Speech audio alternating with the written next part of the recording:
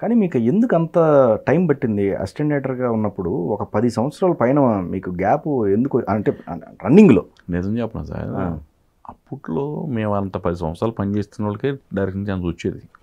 ఇప్పట్లాగా short film చేయడానికి లేకపోతే ఇంకోటి చేయడానికి లేదు కదా. ఇప్పుడు ఎక్కడ పని చేసినావు అంటే పలానా తేజ గారి దగ్గర పనిచేశానండి, పలానా ఈవి గారి దగ్గర పనిచేశానంటే మన కథ వినేవారు. ఆ విన్నప్పుడు నేను తేజ గారి దగ్గర జాయిన్ అయ్యే ముందు ఈవి శాసన గారి దగ్గర మానేసిన తర్వాత కథలు బట్టి తిరిగితే ఒక 3 సంవత్సరాలు తిరిగితే ఎక్కడ మన మెటీరియల్ కాకపోవడం వల్ల మళ్ళీ తేజ గారి దగ్గర నేను అసిస్టెంట్ డైరెక్టర్ చేరాను, కోడేటర్కి వచ్చాను నువ్వునేనికి. అది అయిపోయిన తర్వాత మళ్ళీ 3 years తిరిగాను. ప్రయత్నం చేస్తాను ఉన్నాను నేను. మరి ఇది రావాలి కదండి, అంత ఈజీ కాదు కదా. ఇవాళ 10 కోట్లు 20 కోట్లు మన మీద ఫస్ట్ టైం స్పెండ్ చేయాలంటే. కానీ తేజ గారు ఆర్టిస్టులను కొడతానంటారు కదా, డైరెక్షన్ డిపార్ట్మెంట్ దగ్గర బాగానే ఉంటాడు ఆయన? బ్రహ్మాండంగా ఉంటాడండి. ఆర్టిస్టులని ఏంటంటే యాక్చువల్గా ఆయనకి ఆర్టిస్టులను కొట్టాలనుకుంటే సినిమాలు ఎందుకు తెస్తాడేమో తీరు కదా. కానీ ఆయనకి ఒక ఎక్స్ప్రెషన్ కావాలి. దీన్ని ఒక్కొక్క డైరెక్టర్ ఒకలా తీసుకుంటారు. ఈవి శాసన గారు కొంచెం కోపడుతుంటారు నేను ఆయన దగ్గర పనిచేసినప్పుడు. తేజ గారు ఏంటంటే కొంచెం ఆ ఎక్స్ప్రెషన్ కోసం ఆయన అది ఉంటుంది తప్పితే తర్వాత ఏమి ఉండదు ఆయనకి. వాళ్ళ మీద కోపంగా అది ఏమి ఉండదు. ఎందుకంటే ఆయన అందరినీ పెద్ద పెద్ద స్టార్స్ని చేశాడు కదా. డైరెక్షన్ డిపార్ట్మెంట్ బాగానే ఉంటాడు. డైరెక్షన్ చాలా బాగుంటాడు. నేను ఎన్ని సినిమాలు చేశాను, అన్ని సినిమాలు చేశాను కదా ఆయనతోటి. అంటే కంటిన్యూస్గా ఆయనతో చేస్తాను. నాకు డ్రైవర్కి ఆయన దగ్గర పనిచేశాను. చాలా ఫ్రెండ్లీగా ఉంటాడు. అసలు నాకు తేజ దగ్గర పనిచేసిన తర్వాత అంతకుముందు డైరెక్టర్ దగ్గర పనిచేసినప్పుడు ఒక రకమైన ఆలోచన విధానం ఉండేది. ఎలా అంటే అందరితో కలుపుకోలుతాను ఉండేది కాదు. అంటే డైరెక్టర్ అంటే ఒక రిజర్వ్గా ఉండేది. ఒక డైరెక్టర్తో మనం మాట్లాడాలన్నా, డైరెక్టర్తో మనం వెళ్ళి చెప్పాలన్నా కొంచెం ఆలోచించి ఒక భయం ఉండేది. ఇంకా తేజ గారి దగ్గర వచ్చిన తర్వాత మాకు ఫ్రీ అలవాటైపోయింది. ఇప్పుడు తర్వాత నా దగ్గర కూడా ఎవరు కూడా ఏదైనా చెప్పాలంటే టక్మను చెప్పేస్తుంటారు. ఆ ఫ్రీడమ్ అనేది వచ్చేసింది. ఇది నాకు తేజ గారితో పనిచేయడం వల్ల ఒక మంచి ప్లస్ పాయింట్. ఎందుకంటే ఆయన చాలా సినిమాలు చేయడం వల్ల ఆయనకు చాలా ఫ్రీడమ్తో ఉంటాడు. ఆయన రసూల్ గారితో మీరు కోడేటర్గా చేసినట్టున్నారు కదా? రసూల్ గారితో ఒక సినిమా చేశానండి. రసూల్ గారు నాకు మంచి ఫ్రెండ్. ఆయనతో సంగమం అనే సినిమా చేశాను కోడేటర్గా. ఫస్ట్ ఇంకో సినిమా చేసాం, అది మెటీరియల్ అవ్వలేదు. తర్వాత సంగమం అనే సినిమా యూఎస్లో చేసాం. ఆ సినిమా ఫస్ట్ హీరోయిన్ ఆ అమ్మాయి కాదనుకుంటా కదా, సదా కదా? ఫస్ట్ సదా అనుకున్నాను. దానికి ఎందుకు అమ్మాయిని తీసేయాల్సి వచ్చింది? ఆ అమ్మాయిని మేమేం తీసేయలేదండి బాబు. ఆ అమ్మాయి రాలేదు.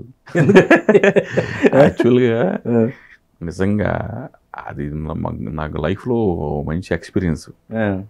అంటే నేను మన విలేజ్ నుంచి హైదరాబాద్ వచ్చాను.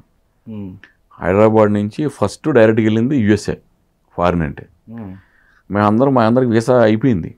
సదా కూడా వచ్చేసింది మాతో పాటు. అందరూ ఎయిర్పోర్ట్కి వెళ్ళిపోయాము. ఫ్లైట్ ఎక్కే టైంలో తెలిసింది మాకు ఈ అమ్మాయి రావట్లేదని. రాలేదు అమ్మాయి. అవన్నీ డైరెక్టర్ గారు మాట్లాడాడు, మన రసూల్ మాట్లాడాడు. నేను తర్వాత దాని గురించి క్లియర్గా అడగలేదు ఎప్పుడును.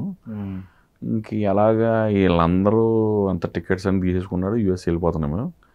రసూల్ గారిని గద్దీ సుందర కలిసింది ఒకసారి ఇండియాలో.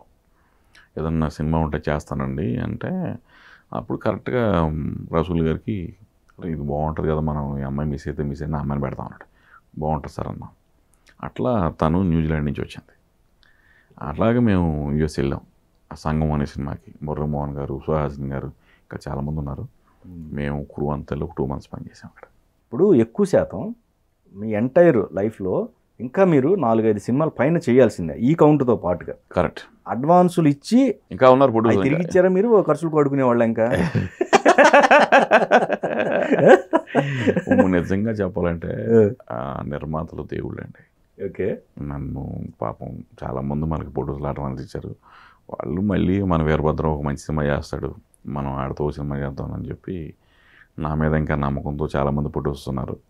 తప్పకుండా వాళ్ళందరి నమ్మకాన్ని ఈ సినిమాతో నిలబెట్టాలని మనస్ఫూర్తిగా కష్టపడి పనిచేస్తున్నాను సార్. అయ్యే ఒక రెమ్యునరేషన్ లాగా పోయి ఉంటాయి మొత్తం అన్ని కలుపుకుంటే.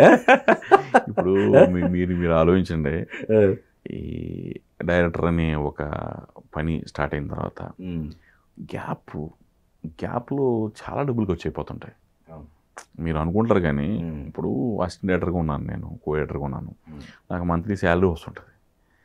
నాకు ఆ ఖర్చులకి దానికి సరిపోతుంటాయి. డైరెక్టర్ అయిన తర్వాత మన మెయింటెనెన్స్లకి వాటికి ఎంత డబ్బు ఉన్నా సరిపోవట్లేదు. మనం ఇప్పుడు ఏం లేదు, ఇది ఒక అవతారం, ఇది డైరెక్టర్ అనేది.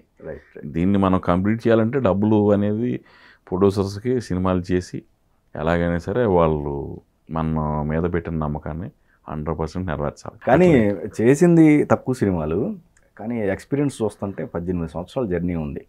దాంట్లో ఒక 10 years అసిస్టెంట్ డైరెక్టర్గా కావచ్చు, అసోసియేట్, కో డైరెక్టర్గా ఇట్లా రన్ చేస్తూ ఫస్ట్ 2007 మీది ఫస్ట్ ఫిల్మ్? 2007 కదండి. 2007 నుంచి ట్రై చేస్తుంటుంటే 2011లో ఛాన్స్ వచ్చింది నాకు. 2011 హీరోల చుట్టూ తిరగటం.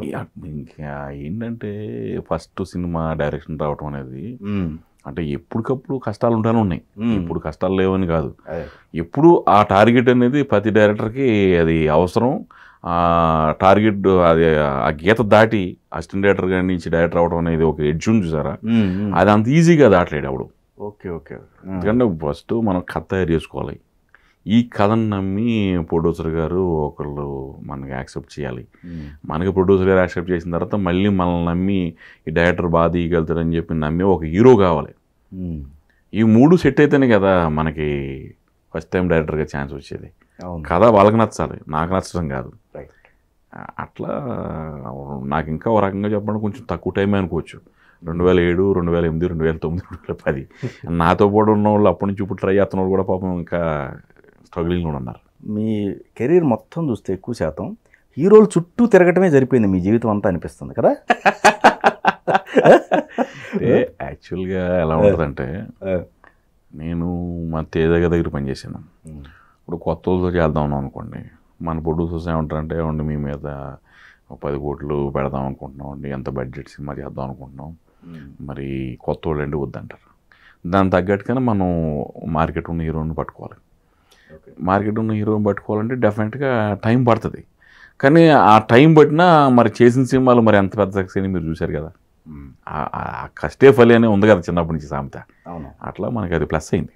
కానీ ఫస్ట్ సినిమా అల్లరి నరేష్ కాదు, మీరు అనుకున్న తరుణ్ కదా ఫస్ట్ సినిమాకి మీరు అప్రోచ్ అయింది? అప్పుడు యాక్చువల్గా అనిల్ గారు మాకు కలిసినప్పుడు తరుణ్తో చేద్దాం అనుకున్నాం ఈ అహనాఫిల్ అనే స్క్రిప్ట్ని. ఎందుకు ఆగిపోయింది అది? తరుణ్ గారు ఇక్కడ కథ నచ్చింది, చేద్దాం అన్నాడు ఆయన కూడా. ఓకే. ఈ శశిరేఖ పరిణయం జరుగుతుంది షూటింగ్ అప్పుడు, కృష్ణవంశీ గారు. నేను ఆయనతో కూడా పనిచేశాను, కృష్ణవంశీ గారితో కూడా. ఓకే. అప్పుడు ఆయనకి ఏంటంటే ఆ శశిరేఖ పరిణయం రిలీజ్ అయ్యే వరకు అలా వెయిటింగ్లో పెట్టేశారు ఆయన. తర్వాత ఆ సినిమా చాలా పెద్ద ఫ్లాప్ అయింది. మేమైనా సినిమా చేద్దాం అనుకున్నాం. ఓకే.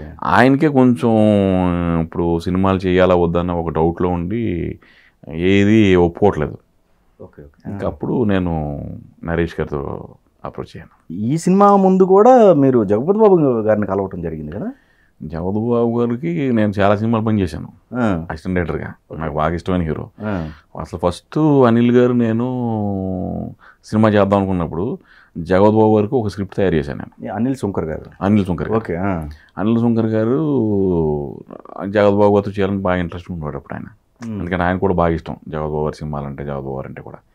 అది అనుకోకుండా ఆయన కూడా సేమ్ సినిమాలు హీరోగా వద్దు మనం వేరే క్యారెక్టర్లు చేద్దాం అనుకున్నప్పుడు అలా మిస్ అయిపోయింది నాకు అవకాశం. నాకు కూడా బాగా ఇష్టం, అనిల్ గారికి బాగా ఇష్టం. ఓకే. ఆ ఒక సినిమా తర్వాత మేము వెళ్ళే టైంకి చేద్దాం అనుకుంటే ఆయన ఆ స్వాగతం సినిమా తర్వాత నుంచి పెద్ద ఇంట్రెస్ట్ చూపించట్లేదు ఆయన హీరోగా చేయడానికి. ఇంకా అలాగా అది మిస్ అయిపోయింది.